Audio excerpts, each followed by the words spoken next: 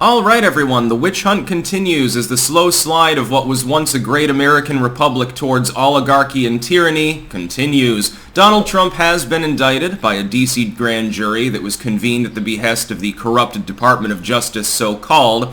Link in the description, archived of course, but it's the only news people are talking about right now. I have so many things to say about this. First, it seems that there are still some people out there with enough cognitive dissonance. I don't blame the partisans for this, because imagine that you were to talk about George W.'s corruption in 2007 or something. You'd get a blank stare from Republicans. Even if they said, well, yeah, he might have fucked up with the whole Benghazi thing. Not Benghazi, the whole Abu Ghraib thing was a blot on the country. Things could have been done better. There's corruption there, WikiLeaks exposing it later on too. But still, you should fall in line. No, he's still the president. And then you'd get the bravado sort of thing. I don't blame the partisans for cognitive dissonance. And in many cases, I can't really blame the person in general regardless, because they've been faced with a wall of propaganda for years and years now of Orange Man bad. But it still chuffs me slightly that more people aren't awoken to the fact that Donald Trump is effectively a martyr at this point.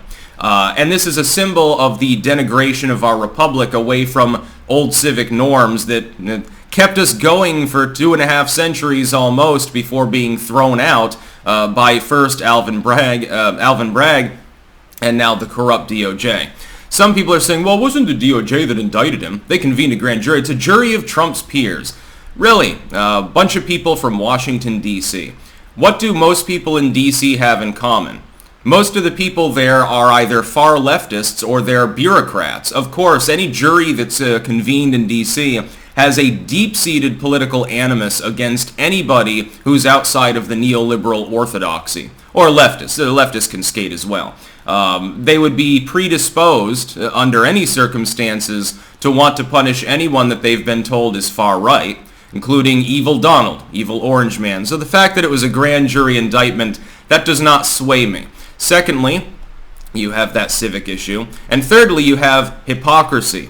The hypocrisy is that the same DOJ that declined to do anything about Hillary Clinton taking her work home with her, who had no problem with Mike Pence having done the same despite having absolutely no legal capability to take classified documents home because he was never a president, who had no problem with Joey doing the same, who covered for him on the revelations on the Hunter Biden laptop, up to and including lying to the American people and saying that revelations about that were a disinfo campaign, effectively interfering in the 2020 election. Over and over and over again, the DOJ covers ass for people within the government. And you know it. The liberals know it too. The liberals have been talking about this for years and years. Well, all these bigwigs, they keep getting minor charges, or the charges are dropped, or they're never brought forth in the first place. The DOJ doesn't go after them. You have a laundry list of politicians who have been caught up in even very meaningful and objectively proven scandals. Things that actually matter, where you can prove that there was animus, you can prove there was a breach of national security, you can prove that there was corruption at the highest level going on, and nothing is done about it. With Donald Trump, we have someone who is a former president. At the time he was president, he was capable of declassing anything under the sun that he wanted, save for a few nuclear secrets and a few military issues. Anything else fell broadly under his purview.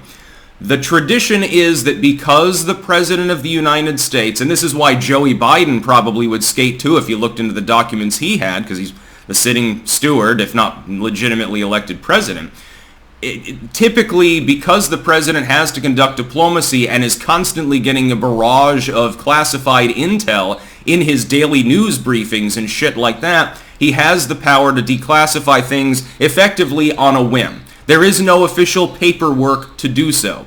The DC grand jury obviously was instructed that that's not the case, even though there is no binding legality behind the concept that there's actually a form that the president has to fill out in order to requisition a document. Because it wouldn't make any sense. How can he conduct diplomacy and have an informal discussion with even a close ally, even like the UK's prime minister or the fucking king of Zimbabwe or something, without talking about things that might pertain to classified material? So this is clearly a witch hunt. It makes no sense. A non-president like Clinton or Pence that does something like this should get in trouble. They don't have the ability to declassify things. But for Donald Trump, and arguably hilariously enough for Joe Biden, and that's the defense that they're going to go with, there is no constraint on that ability. We have Donald Trump getting raided at the Mar-a-Lago many moons ago, despite the fact that he was openly cooperating with U.S. Intel to store the documents that were there, many of which weren't even classified. They took Melania's clothes, they took framed Time magazine covers, and this is conceived of as being evidence of some animus and wrongdoing. Can I ask if there's one jot or tittle of evidence that Donald Trump compromised this material in any way? That any outside party ever gained access to any of this material? Is there any evidence whatsoever of animus? No.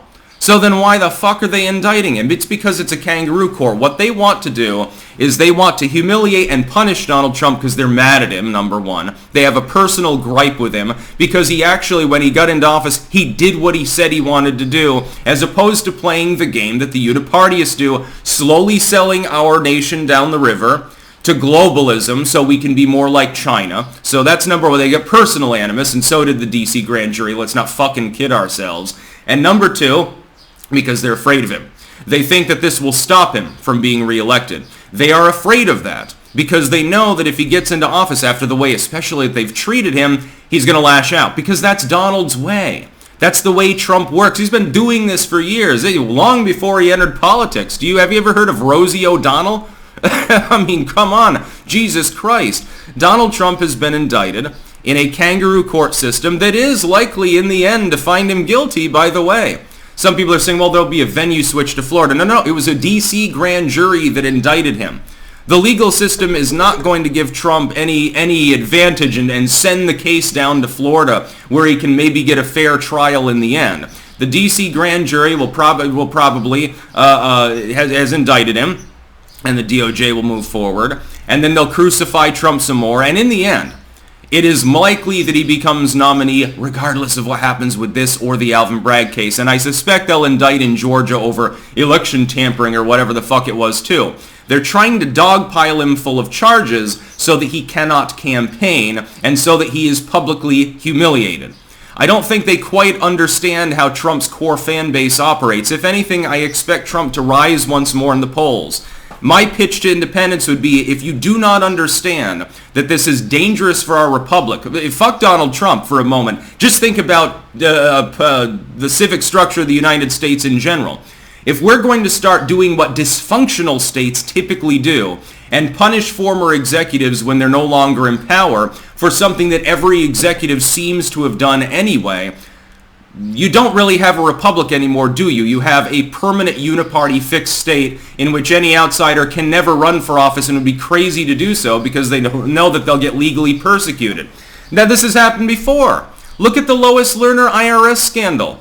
The neoliberals punished left-wing and right-wing groups outside of the normal orthodoxy of neocon neolib Inc., and they did that repeatedly. Look at all of the scandals throughout time that our neocon, neolib masters have been involved with. Look at what they've been doing with content creators. Look at what they do with protests. Look at what they do with crime in general.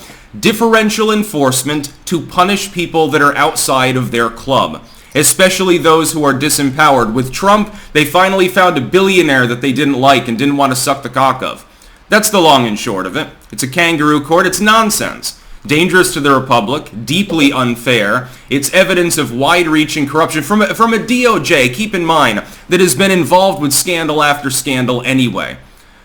Over and over again, elements of the federal government especially, and many state governments too, have been embroiled in scandal after scandal, yet you've got people simping for them.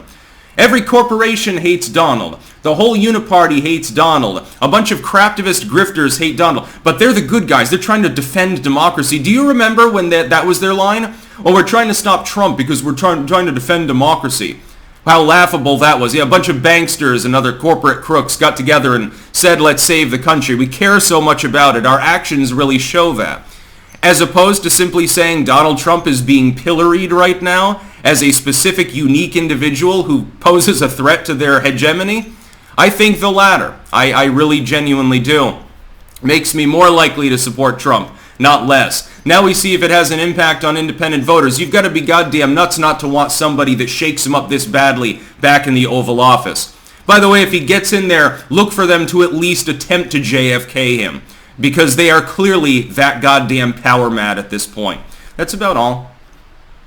Peace out.